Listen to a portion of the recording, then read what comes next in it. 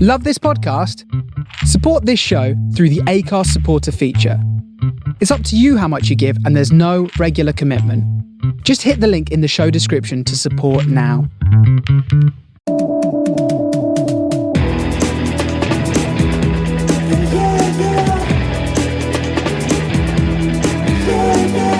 This is the Apollo Audio Podcast. Welcome to the Apollo Audio Podcast. Hello. I am Martin Lumsden, producer, engineer. We're at Apollo Audio as always with Me, Billy Hills. introduced himself this week. We'll get that habit right eventually. Yes. Next year, turn a new leaf. It'll work. How you doing? Well, good. We're sitting in a slightly refurbished now studio. Yeah. More stuff to be done. You know when things feel clean? Yes. It's Like, because you know they're clean, but then they are smells clean. clean. Yeah. Yes. It's nice. We're in a deep clean. We're getting new.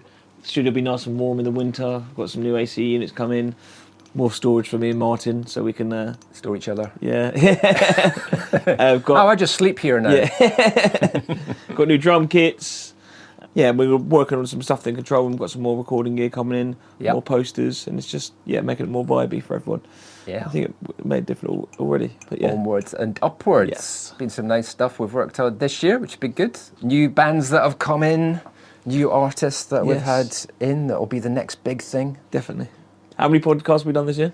So this will be, we sort of decided this will be our last one of the year, didn't we? So Yeah. we'll be like summary of the year. This will be number 41 Oh wow! officially.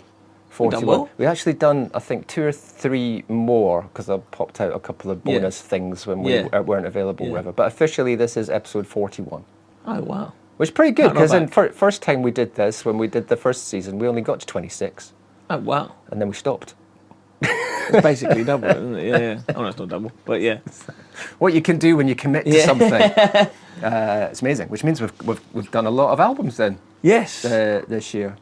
We've covered a lot of albums. So yeah, we thought this week we'll do a bit of a summary of 2025. Yes. Maybe a bit of look forward, but mainly a summary of Sort of 2025. an Apollo Audio Wrapped. We're gonna. Yeah, because you said like Spotify Wrapped is obviously a thing. People bring out their lists of the year. The magazines have all got their Yeah. best albums of the year.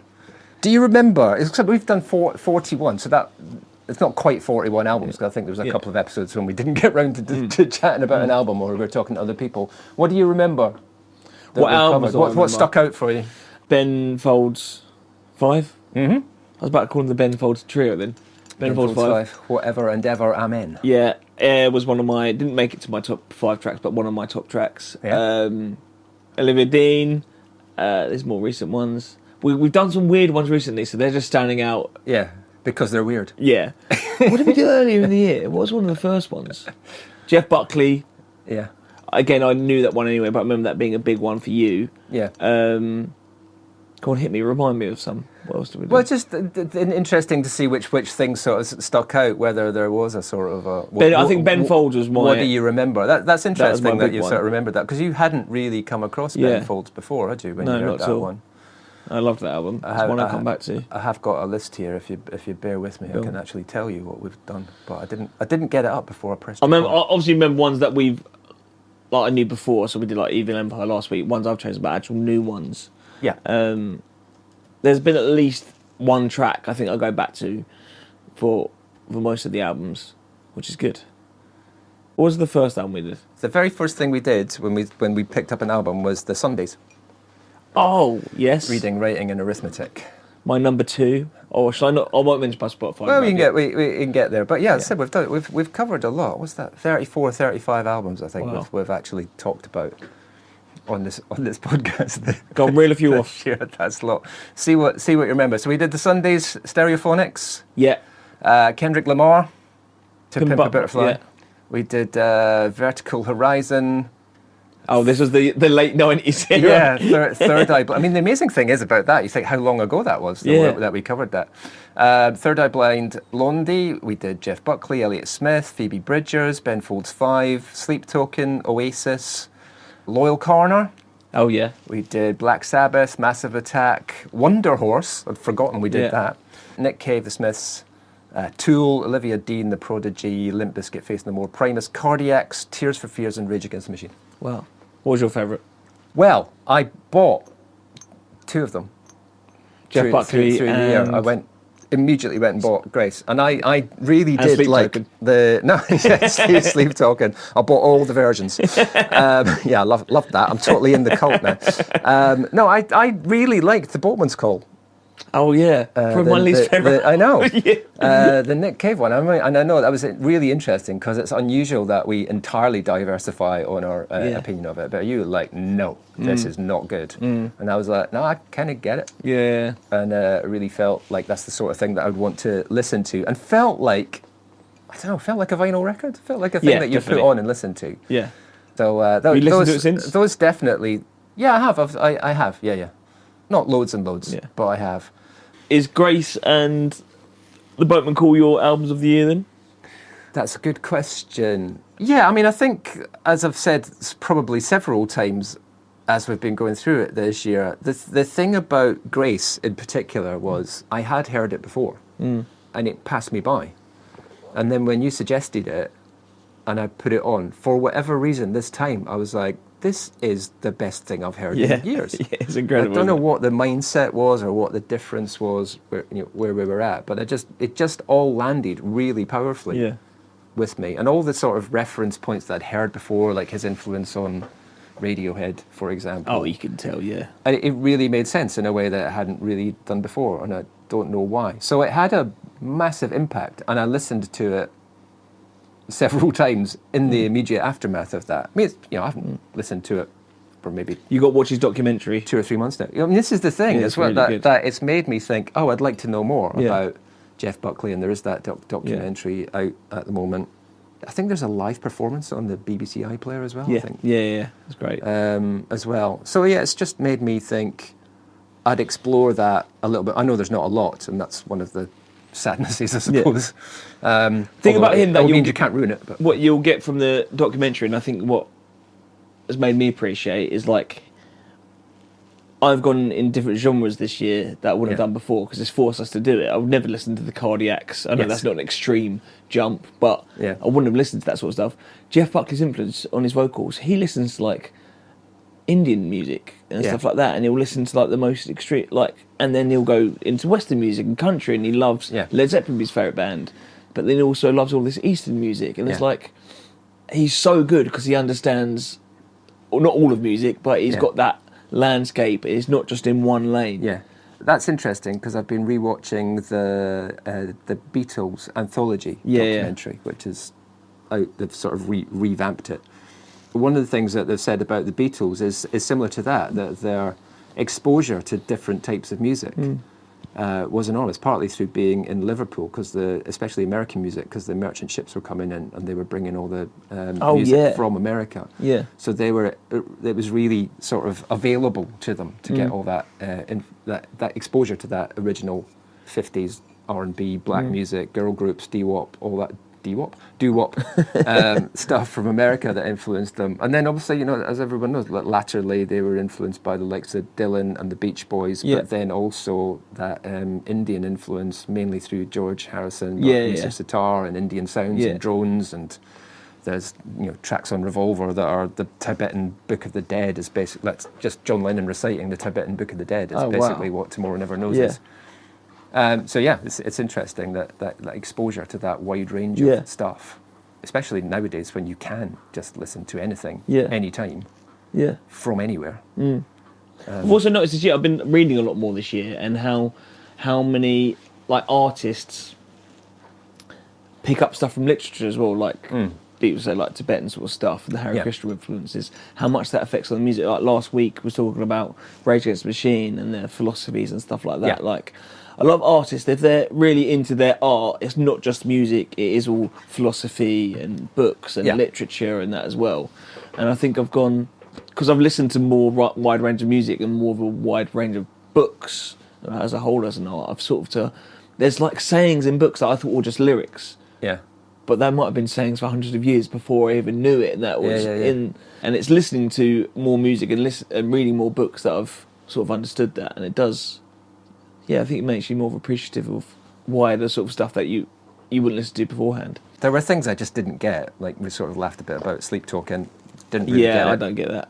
And Tool, was hard work. Yeah. I thought I enjoyed that one more than I did, but for whatever reason. Yeah. And then, like I said, the things that, like, sort of, for whatever reason, I felt like I wanted to go back to was things like Primus. yeah. That first listen was like, I don't know. Yeah. But then, for whatever reason, I felt like, I just want to give that another go. Yeah. So you go back and listen to it again, and then another time again. Actually, Yeah. this is Not as bad as that. This I is teach a alright. kid, and he's top.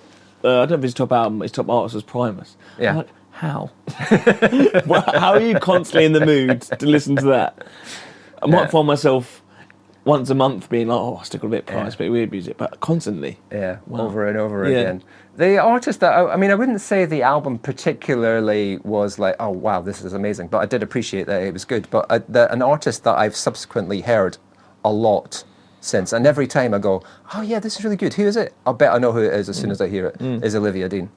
Keep hearing her songs being played wherever, bars, restaurants, whatever, out and about. You go, oh, this is good. It's a great voice. It's a really good song. Who is it? It's Olivia Dean. I've heard a lot this year. So it's made me possibly want to go back and have another listen to that as well. 'Cause, like I say, every time I hear something, I'm like, yeah, this is good. Yeah, no, she has got, her voice really stands out as well. Yeah. And this year seems to have been a big year for Olivia Dean in terms of that. Is that the second album, isn't it? I think it's number 2. Yeah, it seems to have done a big crossover because she's really being noticed in the States now as well. Oh, really? Obviously, if you get noticed over there, just the scale of things becomes enormous, and completely different. Is she game. on the list that we discussed pre-pod then? Yeah, I mean, the Rolling Stone, it's just one of those lists that comes out, isn't it? Yeah. Every year. I mean, obviously, we've said before when we did the Rolling Stone 500 list that it's the albums list, that it's US-centric a lot of the time. So you think, well, are there a lot of UK artists on this? I was surprised going through this list from the Rolling Stone on their best albums of the year. Actually, quite a lot of them are UK artists. Oh, really? More than I expected. And it'll still be a small proportion, but there was still more than I thought there would be. But yeah, Olivia Dean is 19th best album of the year, according to Rolling Stone, which as a sort of a breakthrough UK British singer-songwriter, I think it's pretty good, pretty good going. But she's getting the press as well. I think did she not just get Ticket? Was it not her that had a thing about Ticketmaster? She got them to review the resale price on their tickets for her shows, I think. Yeah. So she's become a bit of a spokesperson as well. Yeah. Which you get noticed. Yeah, that's cool. Go on, what's the top 10 then of that list? The Rolling Stone top 10. We can see if we know any of these. FKA Twigs, who I know but don't know the most recent album. There's Playboi Carti, Atlanta rapper. I know of him. Also the same. Hayley Williams. He just came out, didn't it? Her solo album. Yeah, not long ago. And obviously that sometimes that is influenced, isn't it? It's it's fairly recent, so it's still fresh in my memory. And you think, if it had come out earlier in the year, would it still be at the top? Wednesday. I've never heard of them before. No, me neither. Tyler Childers. Who's that? Don't know. I mean, I said these are going to be American, so might not have heard them. Clips. Also not heard of. Then you've got Geese that we were talking about before. Geese are one of those bands that are on the BBC Sound of 26. Yeah, I keep getting recommended them by everyone. Yeah. As well. Yeah, and it seems to me it's kind of never heard of them 2 weeks ago. Yeah. Now they're everywhere. Now everyone's talking about them. 3 albums as well. It's their third album, but it's their third album in 3 years. So they've been pretty. It's not like they've been around for 10 years. It's like they've been pretty productive. But yeah, it says here, the idea of rock music being taken in a new direction seems a pretty strained concept in 2025. But then comes Geese with their incredibly original third album, taking rock music apart and jamming it back together into something bracing and anxious and smilingly strange, which is exactly the sort of review that makes me go, gotta give that a go. Yeah. Fifth best album, according to Rolling Stone. I know I've seen them in other lists as well, like the NME list and the Mojo list and stuff like that. Have you heard of Rosalia? I don't think so. It's been one of those sort of big artists that's popped into my consciousness this year as well. It says here, drawing from the greats, but going for Mozart with baddie energy, Bach with blunt in the mouth. But she likes, her songs are in, like, she's multilingual. She sings in various different languages. Oh, that's cool. That's Lux by Rosalia as one of those recommended. And then I was surprised to see Lady Gaga at number 2. I didn't really think that new album had particularly made much impact, but second best album of the year according to Rolling Stone. And then Bad Bunny is the best album of the year. The best album, according to Rolling Stones, the best album of the year. The interesting thing about that is... Can not tell you one song. It's also the most popular globally, isn't it? Bad Bunny, according to Spotify Wrapped, is the most played artist globally. Do you know a song? Nope. Are all these songs in Spanish? I think so. I like him because he was in Happy Gilmore 2, and I thought he was really good. I haven't seen that. I don't know. It just seems very pop-centric, this list. It seems like very easy listening music. There's nothing out there that's a bit like... Yeah. It's just very a bit mainstream, I think. I suppose... I don't really... I said there's bands I haven't heard of, so I can't really comment on them. Yeah. I think it is surprising that not surprising maybe, but the fact that Bad Bunny, which is massively listened to and is also rated as the best, that's unusual, actually, to have that sort of critical response. Or just lazy journalism. Or just lazy journalism. But it is massive. I don't use Spotify very much, so my Spotify Wrapped is sort of meaningless. Yeah. But you use it quite a lot, don't you? Well, what does it tell you about your listening habits? Well, this is not the best... either, because I teach and I play songs while the kids are playing. So, like last year, my number one song was "What Makes You Beautiful" by One Direction. I'm not One Direction fan, but I've got to teach it. So, my number one song this year was "Chasing Cars" by Snow Patrol. I was like, of course, it's a good song. I don't mind it. But I was like, I haven't listened to that more than anything. And I remember last Christmas, I had to teach it. Right. And I had to teach it to like 30 kids. Yeah. So it's not the best. What's my top songs? Yeah, I think that it's interesting. Like you said, for people like us who have a different way of listening or exploring music, or different reasons for doing it, what does it tell you? What did you learn anything apart from? Well, that's wrong. I was surprised that the Sundays were as high. They were my number 2 artist, and Summertime was one of my top songs. I remember earlier in the year when we did talk about it. At that point, you were like, "I've sort of just discovered these guys." I think through Biabadooby. I think. Yeah. And you said, "I've just discovered this, and I really love it." It was one of the, and when that happens, you do tend to go like, "Put it on again, put it on again." Yeah. And I managed to get through like 2-3 albums. Yeah. And it didn't like sometimes when you put an album, it feels like a bit of a chore when you've got to learn. Yeah. When you're obsessed with the band, it's like, I've got 5 albums to get through and learn everything. It's like this one, as I just put it on in the car, it's like, banger. And it's sort of like, because it's not, Sundays, it's not so in your face, it's nice and chilled. They're a vinyl sort of band. Like, you can get through it easy and it was nice. So I just listened to so much. Summertime I came back to a lot. So they were the big surprise for me. You do forget what you sort of listened to early in the year. If I had to get my actual list up of artists and songs, I'll do my artists first. So I'd Rage Against the Machine number 1. Yeah. Sunday's number 2, which is a surprise. Deftones number 3. They're always going to be in around there. Yeah. Fontaines DC surprised me. Yeah. I did really like them, but I didn't think it'll be number 4. Yeah. I'm embarrassed about number 5, so I don't really know if I want to say. It was my old band Drown. No, that's brilliant. That's excellent. I love that. They were number 1 last year, so they've got that.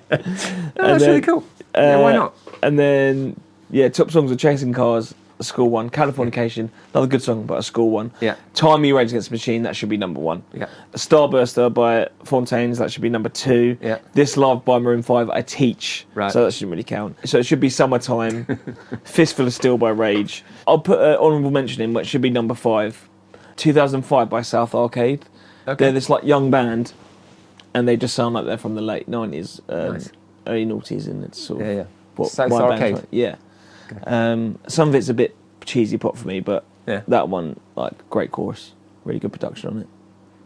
So excellent. So that was my list. So have you got like I don't use Spotify. I listen on Tidal. Oh yeah. I've never used Spotify. I've never liked Spotify. Yeah. I think I always took against the idea that you can access it for free. It just seemed wrong. Somehow to me. Should be paying for stuff. So I use Tidal. My top artists. And there, again, the reasons for this, although I have been listening to them a lot, but I was inspired to. Top artist was Radiohead, which is partly because I had to learn a lot of Radiohead bass lines because I did a gig as a bass player in August. So I was listening to stuff and I had a playlist. But I also did just rediscover Radiohead, really, this year. No, this sounds like a stupid thing to say, but especially Kid A. Which I'd not really explored particularly and I rediscovered Kid A and Amnesiac, and I did play them a lot, and not just because I needed to learn the bass lines, but because I was like, actually, this is really, really good. So I'm not that surprised that my top artist was Radiohead, my top album is Kid A, and my top song is How to Disappear Completely. Oh, what a shame. From this Are year. you all right, Martin? Christ, that's a deep... I know. That's a cry for help, that one. And that's, What a song that's a cry for help. But also, the other albums that are on here, other artists that are on here, is perhaps the album's Grace. Nice. Then there's Loyal Corner, The Cardiacs, A Little Man in the House, Elliott Smith. Some of these are because we were covering them for the podcast, clearly. Did you come back to Loyal Loyal Corner always a lot? do streaming when I'm listening to stuff. Yeah. Did you come back to Loyal Corner a lot, or was it just for that? No, part? I didn't. I think I listened to that a couple of times, like 2 or 3 times to kind of get it in my head at the time.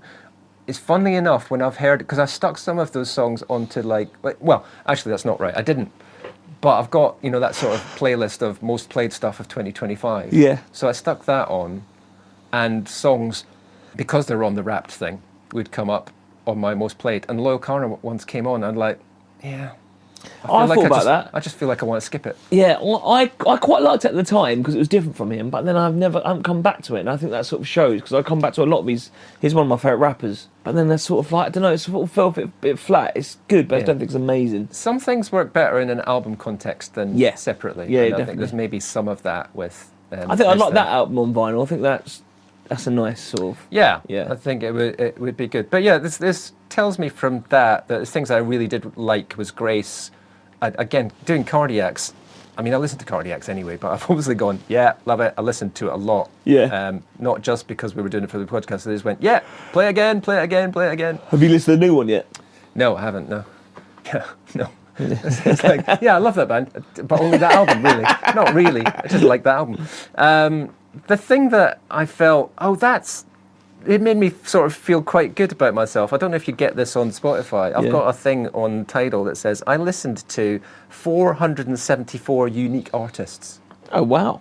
474 different artists this year.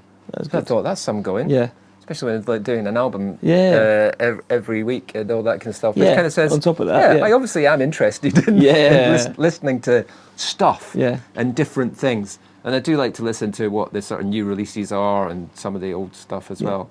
So, take these things with a pinch of salt, because I don't know how they're calculating the figures, but 474, that's more than one new artist every day. Yeah.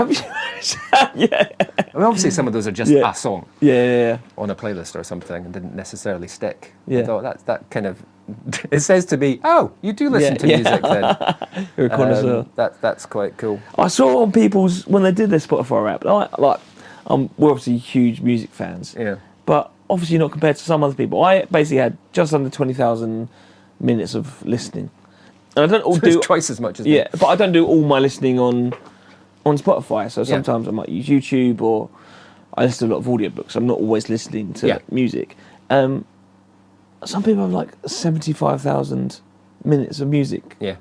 I was like, how have you fit that in? It must be on constantly. Well, that's just stick it on. That's not like... Yeah, when I listen to music, I want to listen. I'm on the car, I'm listening I do a little bit of both, but I suppose my listening habits tend to be selective rather than just general. Yeah. A little bit. I mean, like I said, I do put on the sort of new release playlist of the week sort of thing, like what's out.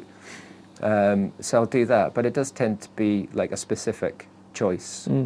And similar to you, I don't actually do a lot of my listening on streaming platforms, and I've still in a kind of, now I feel like I'm buying vinyl records. I bought another 10 this year. I was just counting up what I'd bought this year. There's another 10 albums this year on vinyl.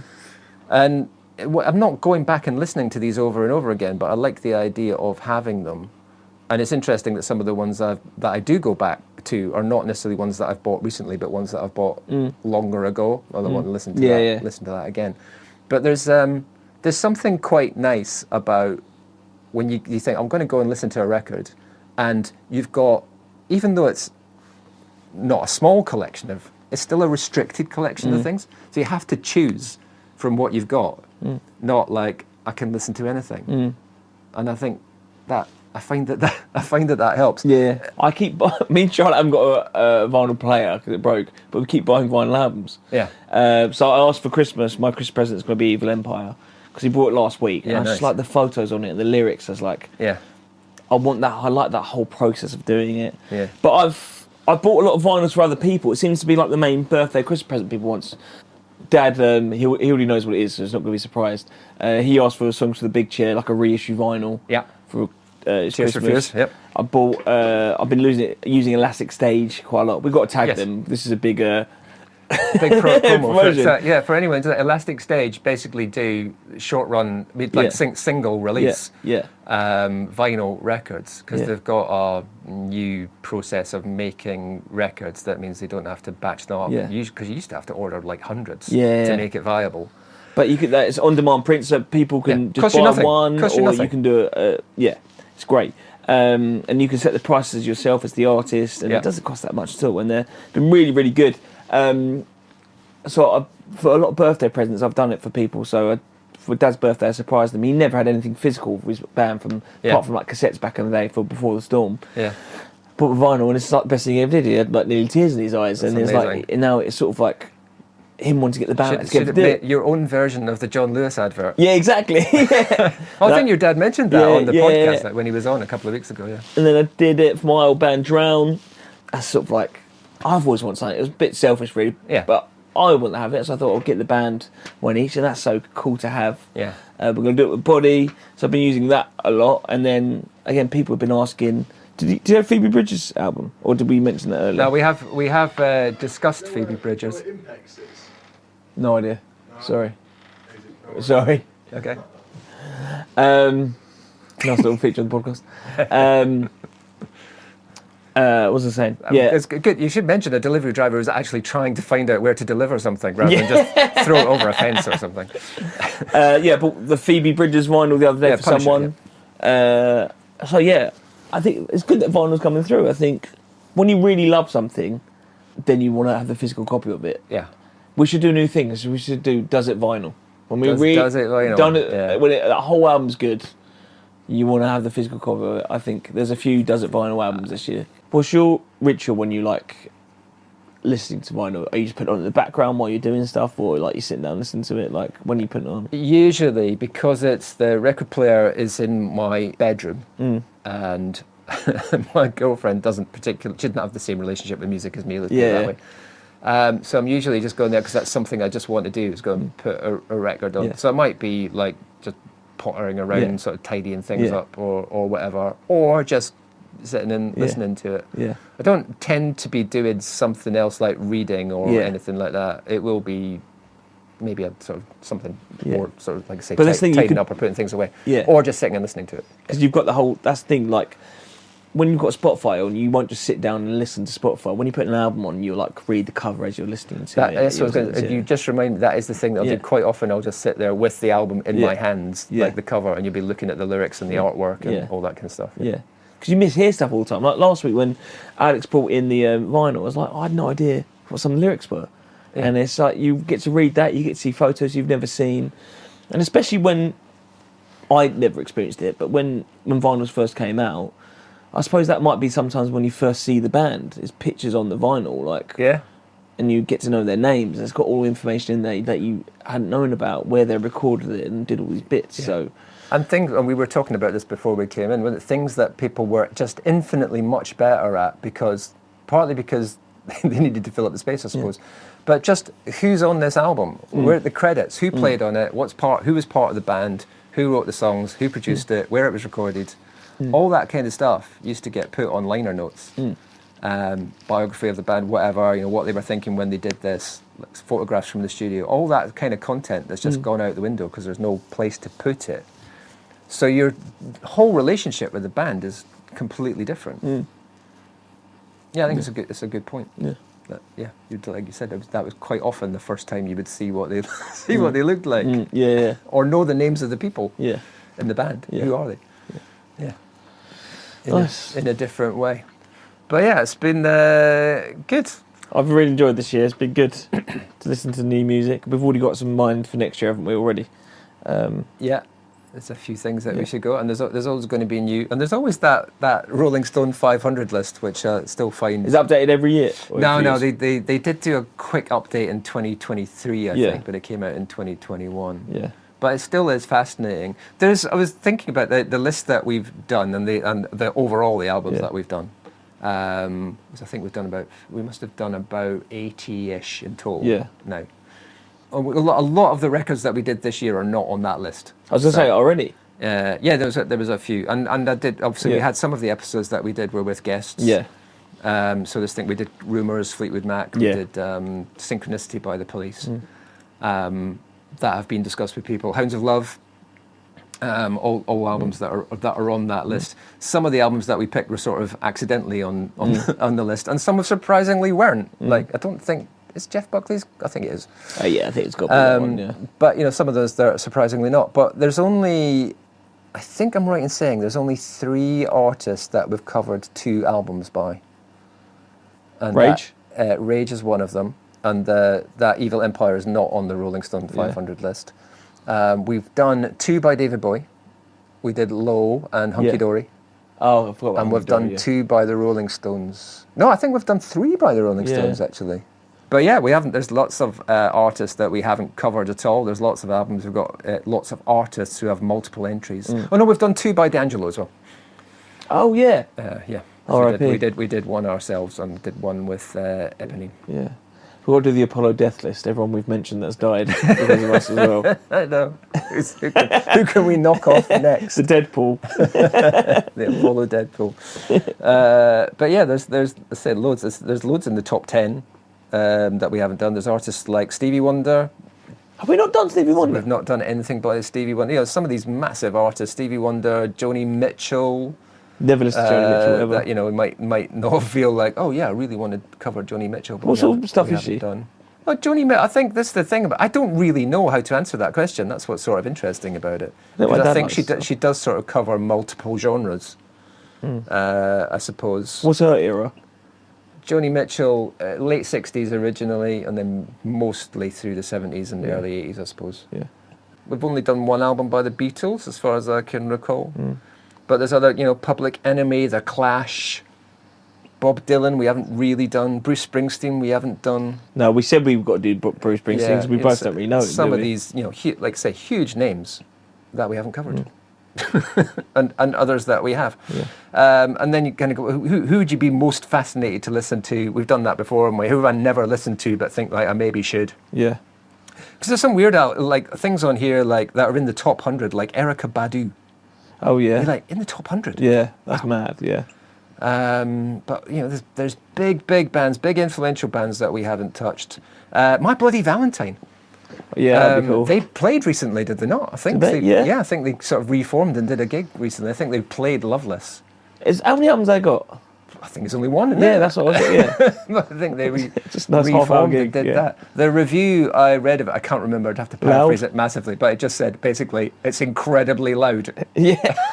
Same. I saw that this year. It's bands of the same sort of era. Slow Dive. Yeah. One of the loudest gigs I've ever been to as well. Yeah. Similar sort of genre. Yeah, just like slow, like doomy, but like shoegazy. Yeah. That was really cool. Well, yeah, there's some massive bands we haven't touched. Prince, Jimi Hendrix, Led Zeppelin, Pink Floyd. One of my biggest turnarounds this year was like Black Sabbath. Because I sort of painted, and then people of that era and who listen to it are going to say how, but I put Black Sabbath, Led Zeppelin, Iron Maiden all in sort of one. Yeah. And I'm not a massive fan of Iron Maiden at all, but I just don't get that sort of classic rock thing. Yeah. I love Black Sabbath. Yeah. It's so cool. Led Zeppelin, I think I'd like a bit more. I like Jimmy Page, but I don't like the whole vocals of that sort of time. Yeah. So I was afraid to listen to them. So maybe we should. We've got to give it a go. They're big for a reason, aren't they? So. Well, that's it. I said there's some of those things that are enormous. Well, how? We haven't done much country, have we? Have we done any? No. Let's keep it like that. We did it. We did a Taylor Swift album, but it was her first pop album, wasn't it? Yeah. Which one did we do? It was Red, wasn't it? I tell you what, I didn't mind any of the Taylor Swift stuff. I enjoyed it more than I thought I would. Yeah. there's a reason these people are successful. Yeah, exactly. So yeah, lots to look back on, lots to look forward We're to. doing Apollo Wrapped. Yeah. Who do we recommend? Who should you be listening to? Well, that was kind of the point, wasn't it? Who should be listening to? I mean, I suppose we've answered this question already, but what is the thing that sort of stuck out this year? So if you haven't heard this before, give it a try. So I think my one, I've always loved Rage Against the Machine. So that's not a new one, but it just cements the fact. I would agree with that, because for me, I was not that familiar with Rage Against the Machine. Sort of know what they are, but I hadn't really listened to it. And the more, again, one of those, more I listen to it, I go, actually. But it was one of them ones where I gave, I'm going to give this album that I never listened to a chance. And now it's become my favourite album ever. Yeah. So that was there. But one to stand out as a new artist was The Sundays. Yeah. Because it's now they're one of my favourite bands ever. And it's just sort of turned. You think when you get to 28, 29, it's I sort of know who my favourite bands are. Yeah. And there's a band from the early 90s that come along and think, wow. So they're probably my standout. Yeah. Otherwise. You? The one that just blew me away when I heard it was Jeff Buckley, Yeah. Grace. And I think if you haven't heard that, definitely.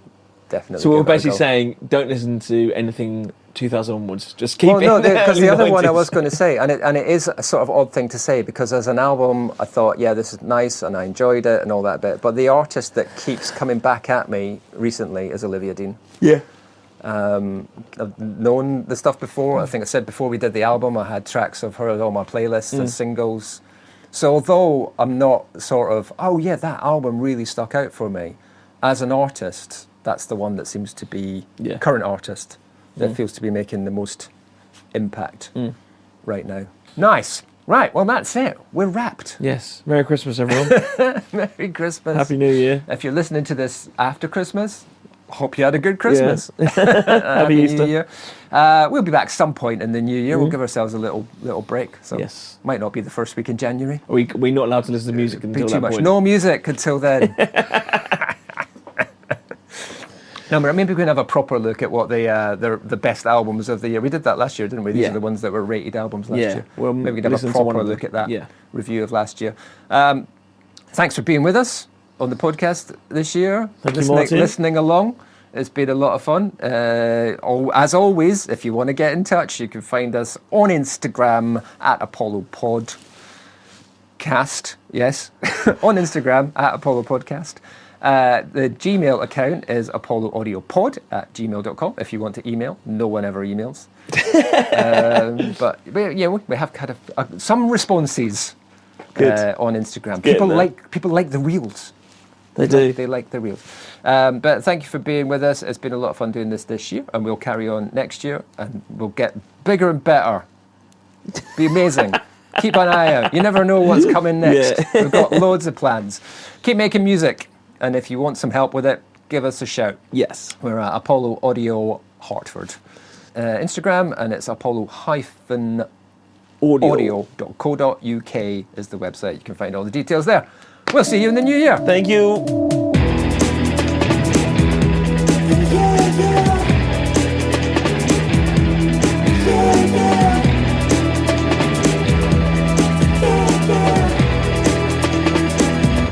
You sure you forgive me?